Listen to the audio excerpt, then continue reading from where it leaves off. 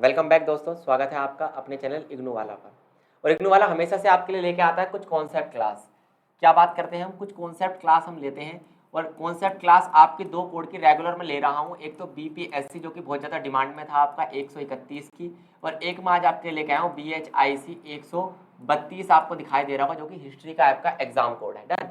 तो हिस्ट्री का ये पहले मैं इंपोर्टेंट क्वेश्चन आपको कराने वाला हूँ। एक क्वेश्चन 100% गुप्त साम्राज्य पे आने वाला है, एक क्वेश्चन फिक्स है। याद रखिए बात जो मैं आपको बता रहा हूँ, ये मजाक नहीं है, ये एक नॉर्मल सी बात है कि गुप्त साम्राज्य पर जो आपका गुप्त साम्राज्य है, आपके एग्जाम का पहला ही क्वेश्चन क्या होगा, गुप्त साम्राज्य पर होने वाला है कि गुप्त साम्राज्य क्या है, इसकी स्थापना कैसे हुई, इसके अंदर प्रशासन कैसा था। ऐसा क्वेश्चन आपका 100% एग्जाम में आएगा। ये मोस्ट इंपोर्टेंट टॉपिक आपका बनता है। तो जो बच्चे सोचते हैं कि सर इंपोर्टेंट क्वेश्चन करा दो, तो यही वो इंपोर्टेंट क्वेश्चन है जो एग्जाम में सबसे ज्यादा आता है। तो उम्मीद है लाइव क्लास है, मेरी आवाज आपको साफ साफ सुनाई दे रही होगी, और ये जो कंटेंट मैं आपके लिए लिख कर लेके आया हूँ ये आपको बिल्कुल साफ साफ दिखाई दे रहा होगा।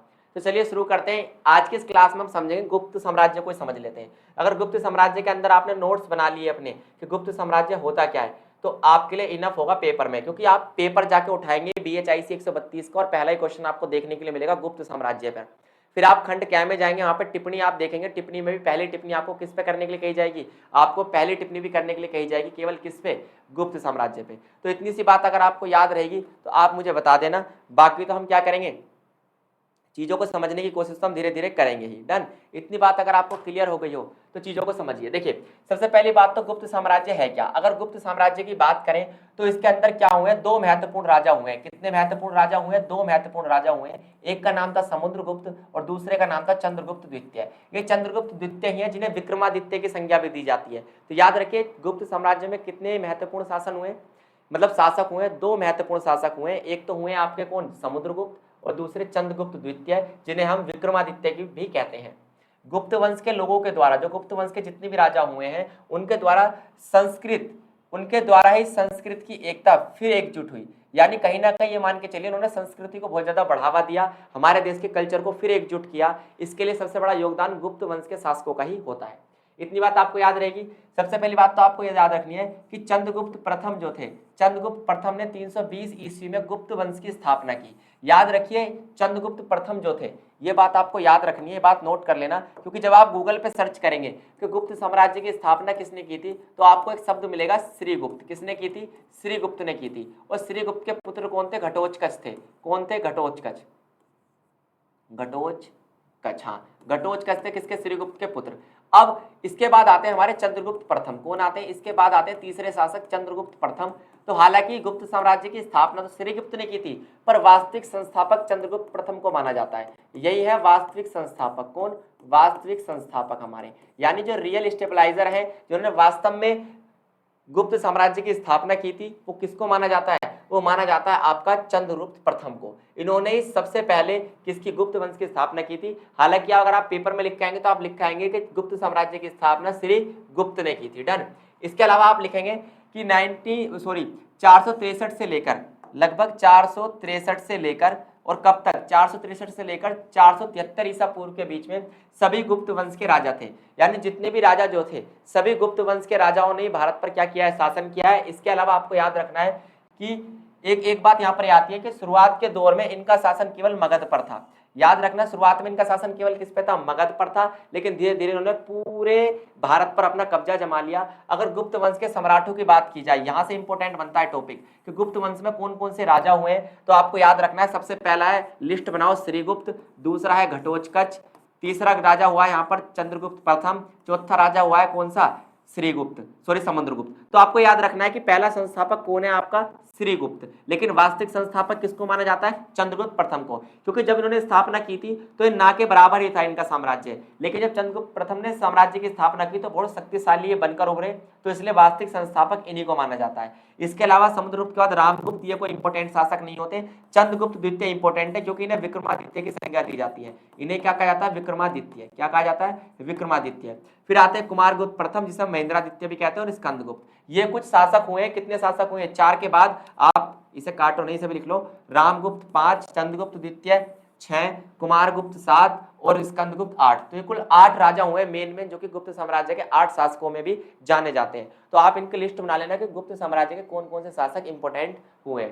इसके अलावा आप ये याद रखेंगे कि जो गुप्त साम्राज्य है इसे संस्कृति का सबसे बड़ा संरक्षक माना जाता है, क्योंकि गुप्त साम्राज्य ने भारतीय कला, भारतीय साहित्य, इवन हम बात करें अगर इनकी, अगर हम समुद्रगुप्त का भी एग्जाम्पल उठा लें तो समुद्रगुप्त एकमात्र ऐसे शासक थे जो कला के संरक्षक थे। ये खुद भी एक कलाकार थे, कवि थे, योद्धा थे, शासक थे। इनके अंदर बिल्कुल लियोनार्डो दा विंची का नाम आपने सुना होगा, जिनके अंदर 17 टैलेंट माने जाते हैं। ऐसे टैलेंटेड व्यक्ति हुए हैं भारत के समुद्रगुप्त, जो कि गुप्त साम्राज्य के सबसे प्रसिद्ध और सबसे ताकतवर राजा माने जाते हैं। तो उम्मीद है नोट आपको समझ में आएगा, इसका आप स्क्रीनशॉट ले लें और इन्हें फिर अपने हैंड रिटन नोट्स में आप इन्हें कन्वर्ट कर लेना। अगली अगर मैं बात करूं तो आपसे पूछा जाएगा, सीधा सा क्वेश्चन पूछा जाएगा कि जो गुप्ता साम्राज्य है यानी गुप्ता डायनेस्टी है, तो उस गुप्ता डायनेस्टी के बारे में आपको बताना है कि गुप्ता वंश में कौन कौन से शासन हुए हैं, यानी गुप्त वंश में कौन कौन से राजा हुए हैं। गुप्त वंश के राजा आपको बताने पड़ेंगे, गुप्त वंश के राजा। डन।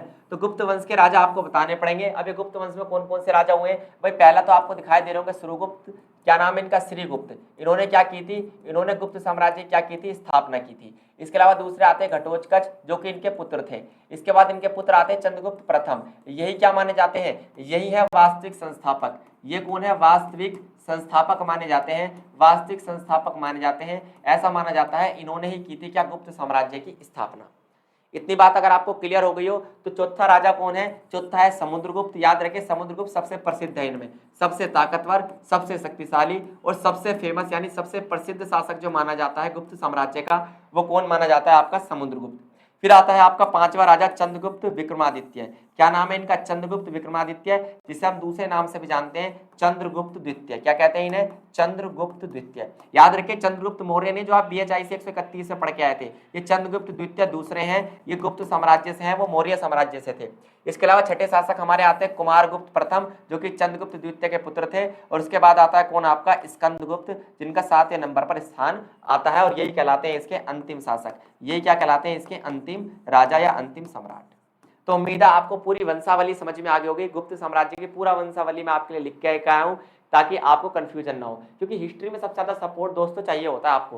हिस्ट्री में थोड़ा सा आपका मामला डामाडोल रहता है, और मैं हर कोड लगभग ज्यादा 10 कोड की कॉन्सेप्ट क्लास में ले चुका हूं आपके लिए। 10 कोड मैं आपको समझा चुका हूं, 10वां कोड है, तो आप सोचो कितनी मेहनत मेरे को करनी पड़ रही है। तो आज का जो मैंने टारगेट रखा है, ज्यादा नहीं, इस क्लास में मुझे ज्यादा नहीं, बस मेरे को 100 लाइक्स चाहिए। कितने, 100 लाइक्स। उससे मेरे को इतना क्लियर हो जाता है कि आपको वास्तव में मेरी क्लास पसंद में आती है। अगर आती है तो आप मुझे कमेंट बॉक्स में बता सकते हैं। अगली अगर हम बात करें तो सबसे पहला मुद्दा बनता है हमारा समुद्रगुप्त। क्या बनता है, समुद्रगुप्त कौन थे, क्योंकि सारे राजा तो हमें पढ़ने नहीं है भाई, ये जरूर पढ़ने हैं क्योंकि सबसे शक्तिशाली माने जाते हैं। तो याद रखिए समुद्रगुप्त पर एक प्रयाग प्रशस्ति लिखी गई है। आप कहोगे सर प्रयाग प्रशस्ति क्या है, प्रयाग प्रशस्ति एक अभिलेख है, और अभिलेख में आपको बता चुका हूं पहले कि किसी भी सतह पर कूद कर लिखा गया, खोद कर लिखा गया, 6वीं हथौड़े से लिखे गए लेख को अभिलेख कहते हैं। अब ये प्रयाग प्रशस्ति हमें किसके बारे में जानकारी देती है, समुद्रगुप्त के बारे में देती है। ठीक है, तो इसके बारे में याद रखिए। प्रयागराज जो जगह है वहां पे अशोक का एक स्तंभ लेख लिखा हुआ है, अशोक का एक स्तंभ है, उसके ऊपर एक लेख लिखा हुआ है जो गुदा हुआ है, लिखा हुआ नहीं कहेंगे, गुदा हुआ कहेंगे। इसे हम प्रयाग प्रशस्ति के नाम से जानते हैं। इसे क्या कहते हैं, प्रयाग प्रशस्ति। इस प्रयाग प्रशस्ति में हमें समुद्रगुप्त के सिंहासन पर बैठने और साथ साथ क्या उसने जितनी भी विजय हासिल करी उनके बारे में जानकारी मिलती है। तो याद रखिए आपसे अगर पेपर में पूछ ले कि हमें जो समुद्रगुप्त है तो इसने कब ये गद्दी पर बैठा है एक बात, और दूसरा इसने कौन कौन सी विजय प्राप्त की, इसकी जानकारी हमें किससे मिलती है, तो आपको याद रखना है प्रयाग प्रशस्ति से मिलती है। किससे मिलती है, प्रयाग प्रशस्ति से मिलती है, जो अपने आप में क्या है, एक अभिलेख है, और इस अभिलेख को किसने लिखवाया था, सम्राट अशोक ने लिखवाया था। इतनी बात आपको याद रखनी है। और याद रखिए हरिशेन जो था इसका क्या था, राजकवि था। हरिशेन जो था राजकवि था जिसने प्रयाग प्रशस्ति लिखी थी। किसने लिखी थी, हरिशेन ने लिखी थी। ये इसकी स्पेलिंग होती है हरिशेन राजकवि ने ये प्रयाग प्रशस्ति लिखी थी। आप कहोगे सर प्रशस्ति का मतलब होता है क्या, होता है किसी की प्रशंसा या तारीफ में लिखे गए कुछ शब्द, किसी की प्रशंसा, तेरी प्रशंसा गलत हो गया, इसको सही करके लिख लेना आप, प्रशंसा। तो किसी की प्रशंसा या तारीफ में लिखे गए शब्दों को प्रशस्ति कहते हैं। क्या कहते हैं, प्रशस्ति कहते हैं। डन। इतनी बात आपको समुद्रगुप्त की क्लियर हो गई होगी। तो हम आगे बढ़ते हैं। एक बार मैं चेक कर लेता हूं आपकी कमेंट्स, क्या क्या कमेंट आप इस लाइव क्लास में कर रहे हैं।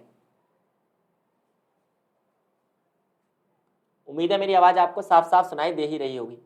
डन। इतना अगर आपको क्लियर होता जा रहा है तो आप मुझे बताते जाएं कि सर क्लियर है। मैं आपके कमेंट देख रहा हूं।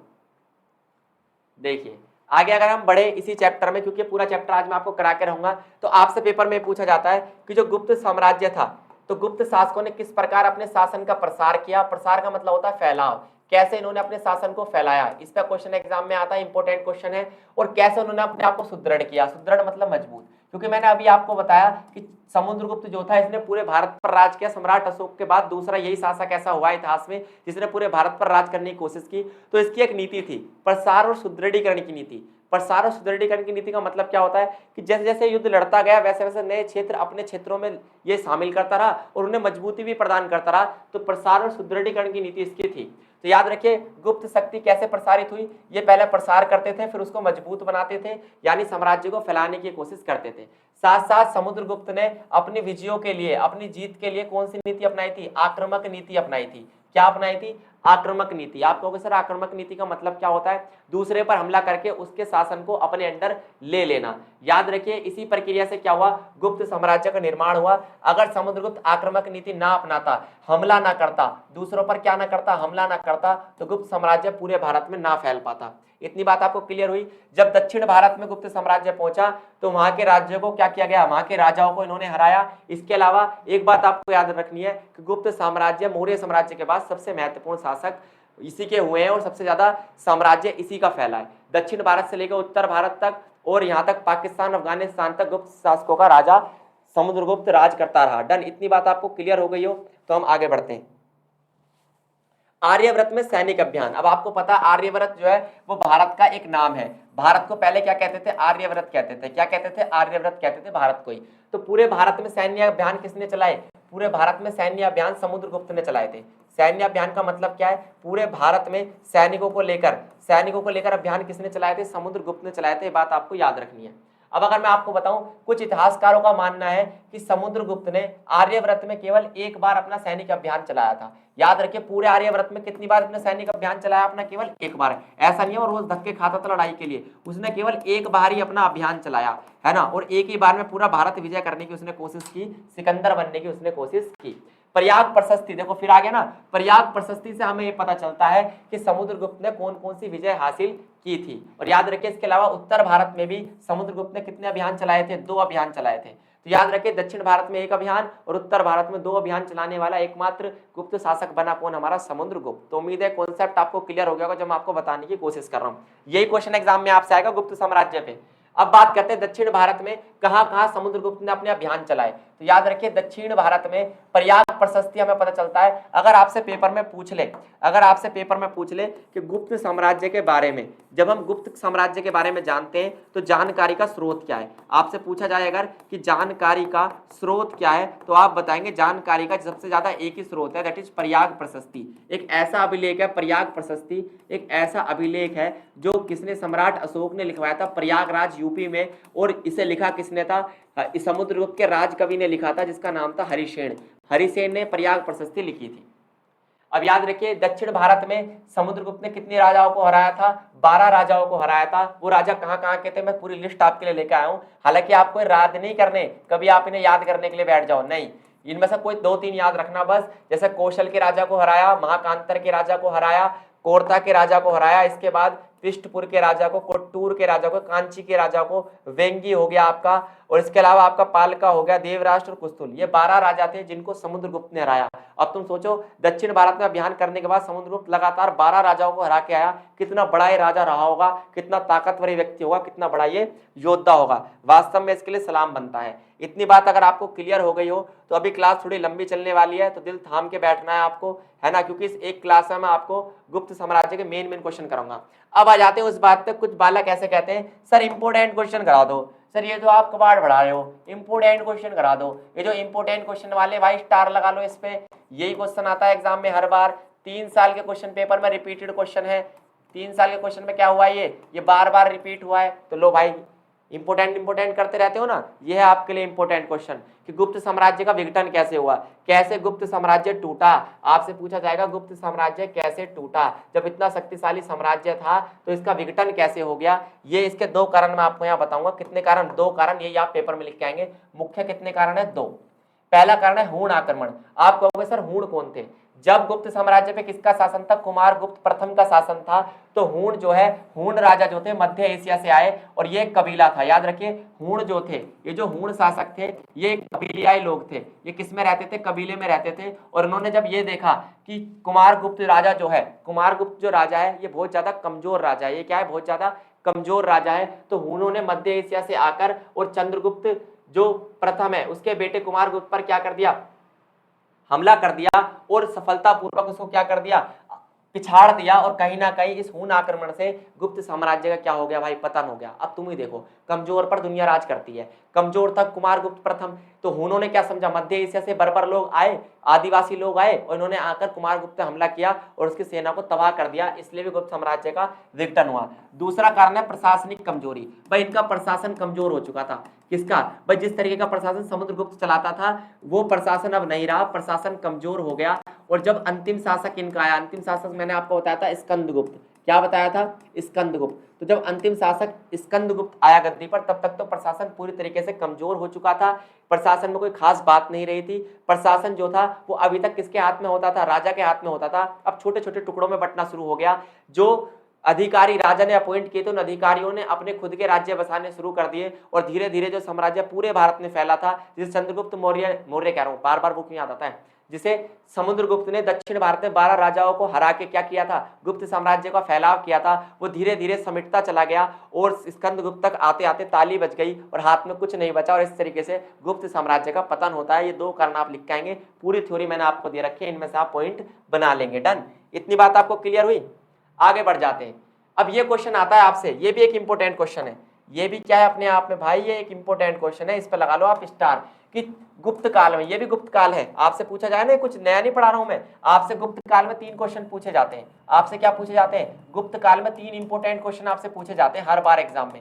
वो 3 इंपॉर्टेंट क्वेश्चन क्या है, आप स्टार लगाओ। एक तो आपसे पूछा जाता है गुप्त काल में अर्थव्यवस्था कैसी थी, गुप्त काल में लोगों पे पैसा था या नहीं था, अर्थव्यवस्था कैसी थी, गुप्त काल में समाज कैसा था, गुप्त काल में संस्कृति कैसी थी। ये 3 क्वेश्चन पूछे जाते हैं। एक तो ये पहला, गुप्त काल में अर्थव्यवस्था कैसी थी, समाज या संस्कृति कैसी थी, और तीसरा राजतंत्र कैसा था, यानी कि प्रशासन कैसा था। तो आपसे प्रशासन पूछ सकता है एक क्वेश्चन, इंपॉर्टेंट क्वेश्चन बता रहा हूं इस चैप्टर के, आपसे पूछ सकता है गुप्त काल में समाज कैसा था, और आपसे पूछ सकता है गुप्त काल में अर्थव्यवस्था कैसी थी। इसी क्लास में मैं आपको ये तीनों क्वेश्चन के आंसर करके दूंगा, आप टेंशन ना लो बिल्कुल भी।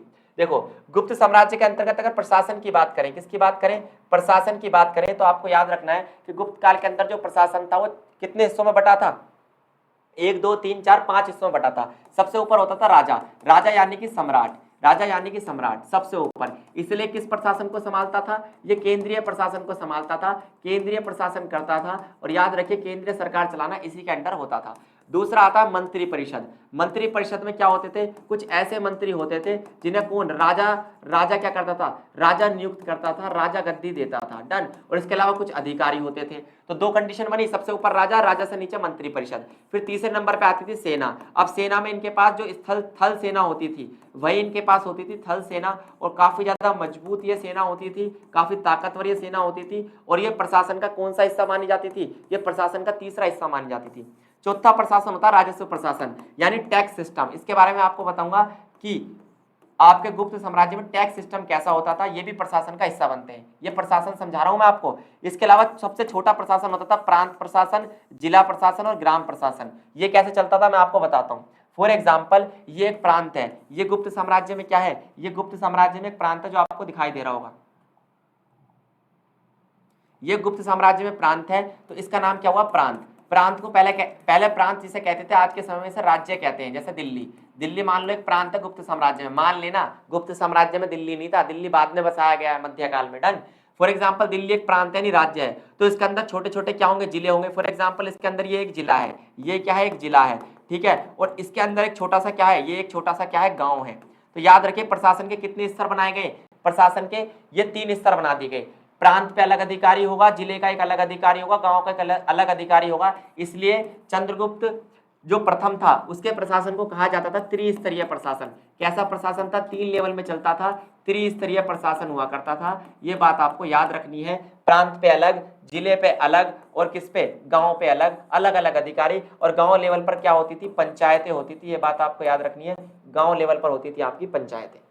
इतनी बात अगर आपको क्लियर हुई है इस लाइव क्लास में तो उम्मीद है मेरी आवाज आपको साफ साफ सुनाई दे ही रही होगी। डन, क्लियर हो रहा है ना आपको जो मैं समझाने की कोशिश कर रहा हूं? ठीक है, पूरी क्लास देखो, एक ना आधी 2 बार देखो, कम से कम 2 बार देखो। डन। अब बात करते हैं आगे, गुप्त साम्राज्य के प्रशासन के बारे में आपको बताता हूं बिल्कुल ब्रीफ में, ब्रीफ में बोले, क्योंकि ज्यादातर बातें मैं आपको बता चुका हूं। सबसे ऊपर कौन होता था? राजा। याद रखिए, राजा प्रशासन में सबसे ऊपर होता था।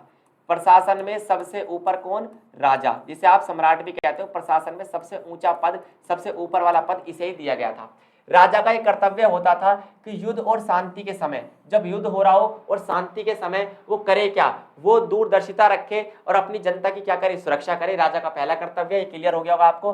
राजा का दूसरा कर्तव्य ये होता था कि अपने देशवासियों की सुरक्षा करे, चाहे युद्ध हो रहा हो चाहे ना हो रहा हो, नॉर्मली भी क्या करे? अपने देशवासियों की सुरक्षा करे। तीसरा कर्तव्य होता था कि युद्ध की स्थिति में राजा सेना का नेता बनेगा। भाई राजा ही कौन होगा? सेना का नेता बनेगा। ये होता था राजा का तीसरा कर्तव्य। चौथा कर्तव्य राजा का ये होता था कि चाहे ब्राह्मण हो चाहे अन्य लोग हो, उनकी सुरक्षा की आवश्यकता होती थी। सबसे पहले प्रमुख समाज का कौन सा अंग होता था? सबसे प्रमुख अंग होता था ब्राह्मण। और ब्राह्मण की शिक्षा कह रहा हूं, ब्राह्मणों की सुरक्षा करना भी किसका अधिकार होता था? ये भी राजा का अधिकार होता था। तो राजा के 4 कर्तव्य मैंने आपको यहाँ बता दिए, आप इसका ले लेंगे स्क्रीनशॉट। फिर हम बढ़ जाते हैं आगे। प्रशासन में सबसे ऊपर राजा, राजा के बाद आती है सेना। सेना का कौन सा स्थान होता था? आपको पता ही है, सेना का होता था तीसरा स्थान। देखिए मंत्रिपरिषद में इसलिए नहीं बता रहा क्योंकि मंत्रिपरिषद में आपको केवल इतना लिखना है कि प्रशासन का दूसरा हिस्सा मंत्रिपरिषद होता था, जिसे राजा नियुक्त करता था। और वो मंत्रियों का एक ऐसा समूह होता था जो राजा के लिए काम करता था, दरबार में बैठता था। इतना आपको लिख दोगे तो इतना बहुत होगा। पर सेना के बारे में आप जरूर जानो, क्योंकि सेना में आपको पता होना चाहिए किस प्रकार की इसकी सेना थी गुप्त साम्राज्य की। तो याद रखिए, गुप्त शासकों के पास एक बड़ी सेना संगठन थी। सेना कैसी थी? बड़ी थी भाई। एक पॉइंट क्लियर हो गया होगा आपको। युद्ध के समय सेना का नेता कौन होता था? राजा। तो सेना का नेतृत्व कौन करता था? भाई राजा करता था। 2 पॉइंट, पहला पॉइंट ये होगा कॉपी में लिखना, दूसरा पॉइंट ये होगा, ये भी कॉपी में नोट करना। इसके अलावा याद रखना, सेना का एक मंत्री था जिसको सद्धि विग्रही, शांति और युद्ध के अभिवार वाला मंत्री कह जाते थे। याद रखना, एक मंत्री होता था सेना का एक मंत्री होता था जो शांति के समय और युद्ध के समय क्या करता था? सब कुछ संभालता था। यानी मान लो किसी दूसरे पक्ष के साथ कोई समझौता होना है, कोई आत्मसमर्पण करना है, तो कोई तो बात करने राजदूत जाएगा, तो उसके लिए पहले से एक मंत्री नियुक्त किया जाता था, है ना? याद रखिए। और इसके अलावा आपको याद रखना है कि इनकी सेना में एक पिलुपति होता था, एक पद है पिलुपति। पिलुपति कौन होता था? हाथियों का प्रमुख। अश्वपति कौन होता था? घोड़ों का प्रमुख। नरपति कौन होता था? पैदल सैनिकों का प्रमुख। तो यहाँ पर 3 हेड ऑफिसर्स आपको दिखाई दे रहे होंगे। साफ साफ दिखाई दे रहे हैं, नहीं दे रहे हैं? एक बार मैं चेक करता हूँ आपको ये चीजें साफ दिखाई दे रही है या नहीं। तो कितने प्रमुख आपको दिखाई दे रहे हैं? आपको 3 प्रमुख दिखाई दे रहे होंगे। एक प्रमुख तो है आपका पिलुपति जो हाथियों का प्रमुख है, दूसरा आपका अश्वपति जो घोड़ों का प्रमुख है, और तीसरा आपका नरपति जो पैदल सैनिकों का प्रमुख है। इसके अलावा आपको याद रखना है कि इनके जो युद्ध होते थे तो इनके युद्धों में कौन कौन से हथियार इस्तेमाल होते थे, ये भी आपको पता होना चाहिए। कौन कौन से हथियार ये यूज करते थे? ये यूज करते थे कुल्हाड़ियां। लो भाई, कुल्हाड़ियां यूज करते थे पहली बार। धनुष कमान भी इनके यहाँ यूज होते थे दूसरी बार। तीसरा भाले इस्तेमाल होते थे, और चौथा तलवारें इस्तेमाल होती थी। इसके अलावा लंबे नुकीले भाले भी इस्तेमाल होते थे, और बर्छियां भी इस्तेमाल होती थी। बर्छियां आप नेट पर सर्च करना, आपको मिल जाएगा। बर्छियां एक प्रकार का कटाक्ष होता है ना? तलवार जैसा ही आपको देखने के लिए मिलेगा। डन, इतनी बात आपको याद रखनी है। ये थी आपकी गुप्त काल में सेना। ये भी एक इंपॉर्टेंट क्वेश्चन है, आपसे डायरेक्ट पूछ सकता है कि गुप्त काल में सैनिक संगठन कैसा था। इसके आप कम से कम 8 पॉइंट बना लेना इसमें से। क्लियर? आगे बढ़ते हैं। अब आपसे पूछा जाएगा राजस्व प्रशासन। भाई इस पर लगाओ ट्रिपल स्टार। ये क्वेश्चन इंपॉर्टेंट है, एग्जाम में सबसे ज्यादा आता है कि गुप्त काल का राजस्व प्रशासन कैसा था, कैसा वहां पर टैक्स सिस्टम था। तो याद रखिए, जुर्माने के अलावा भाई, एक तो जुर्माने से हमें इनकम होती थी। गुप्त काल में इनकम के 2 स्रोत थे। इनकम के कितने स्रोत थे? 2। पहला तो था जुर्माना, जो जुर्माना मिलता है। दूसरा था भू राजस्व। यही आमदनी के प्रमुख स्रोत थे। ये बात आपको लिखनी है। आमदनी के प्रमुख स्रोत कौन कौन से थे? एक तो टैक्स से मिलने वाला पैसा, और एक जनता पर लगाया जाने वाला जुर्माना। इतनी बात आपको याद रहेगी। इसके अलावा आपको याद रखना है कि समुद्रगुप्त जो था, समुद्रगुप्त ने इसके लिए एक अधिकारी नियुक्त किया था। क्या किया था? एक अधिकारी नियुक्त किया था, और उस अधिकारी का नाम क्या रखा था? अक्षपात लाधिकृता। अक्षपात लाधिकृता उस अधिकारी का नाम हुआ करता था। इस अधिकारी के बहुत सारे काम होते थे, जैसे क्या क्या काम होते थे, बात आपको याद रखनी, क्योंकि ये राजस्व अधिकारी है। ये कौन सा अधिकारी है भाई, इसे नोट कर लेना, ये एक राजस्व अधिकारी है। जो टैक्स कलेक्टर होते हैं ना देश में, ये राजस्व अधिकारी, एक तरीके से ऐसा मान लो इसी के अंडर पूरा राजस्व का काम होना है। इसके कौन कौन से काम है पेपर में आपको लिख के आने हैं। पहला काम इसका ये है, खातों की देखभाल करता था, यानी राजा के जितने भी खाते हैं उन सबकी देखभाल कौन करेगा, यही करेगा। इसके अलावा जितनी भी देनदारी उनको वसूलेगा कौन, ये दूसरा काम हो गया, देनदारियों को वसूलना, पैसे को वसूलना। तीसरा काम क्या होता था इसका, तीसरा काम होता था यदि कहीं धोखाधड़ी हो रही है या फिर जुर्माने की जो वसूली हो रही है वो भी यही करेगा। तो धोखाधड़ी को रोकने का काम, धोखाधड़ी करने का काम नहीं, रोकने का काम, और जुर्माना वसूल करने का काम भी कौन करता था, हमारा यही करता था। कौन, अक्षपात लाधिकृत, अक्षपात लाधिकृता। अक्षपात लाधिकृता का मतलब होता है बिना भेदभाव के टैक्स को कलेक्ट करने वाला अधिकारी। याद रहेगी इतनी सी बात आपको। दूसरा उच्च अधिकारी, एक अधिकारी तो ये हो गया, दूसरा उच्च अधिकारी का नाम था पुस्तपाल। उसे क्या कहते थे, पुस्तपाल। इसका काम होता था लेखा जोखा करना। पुस्तपाल का काम क्या होता था, लेखा जोखा करना। तो ये होता था लेखा जोखा करने वाला अधिकारी। तो याद रहेगी आपको गुप्त काल की प्रशासन व्यवस्था कौन सी, राजस्व प्रशासन। और राजस्व प्रशासन, प्रशासन में कौन सा हिस्सा था, चौथा हिस्सा था। सबसे ऊपर कौन, राजा, रिवाइज करो, सबसे ऊपर राजा, उसके बाद कौन, राजा के बाद मंत्री परिषद, तीसरा कौन आती थी, सेना, सेना के बाद कौन, राजस्व प्रशासन। अब आते हैं लास्ट वाले पे, लास्ट वाला क्या था, ग्रामीण प्रशासन, है ना। तो ग्रामीण प्रशासन में आपको मैंने बता ही दिया था, अभी बॉक्स बनाया था कि सबसे ऊपर प्रांत, प्रांत के ऊपर, प्रांत से नीचे जिला, और जिले से नीचे कौन आता था आपका, जिला से नीचे गांव। अब बात करते हैं गुप्त साम्राज्य की अर्थव्यवस्था के बारे में। गुप्त साम्राज्य की अर्थव्यवस्था के बारे में अगर आपको नॉर्मल भी मैं बताऊं तो आपको एक बात याद रखनी है। चलिए ऐसा करते हैं, गुप्त साम्राज्य की जो अर्थव्यवस्था है इसको हम कल करेंगे ताकि ज्यादा प्रेशर ना बनाए, क्योंकि इसका एग्जाम अभी बहुत दूर है ना। इसका एग्जाम जो है अभी बहुत दूर है, तो आप एक साथ इतना मत पढ़िए। कल की लाइव क्लास में आगे मैं आपको कराऊंगा कि गुप्त काल में अर्थव्यवस्था कैसी थी। ये एक इंपॉर्टेंट क्वेश्चन है, क्योंकि इस बार ये एग्जाम में 100% छपेगा, ये भाई छपेगा 100% कि गुप्त साम्राज्य में अर्थव्यवस्था कैसी थी। तो कल मैं आपको बताऊंगा इसके बारे में। अभी के लिए केवल इतना ही। थैंक यू, धन्यवाद, नमस्कार। अगर आप चैनल पर नए हैं और आपने वीडियो ओपन कर लिया तो आपका इतना फर्ज बनता है कि आप चैनल को जरूर सब्सक्राइब करें। Thank you.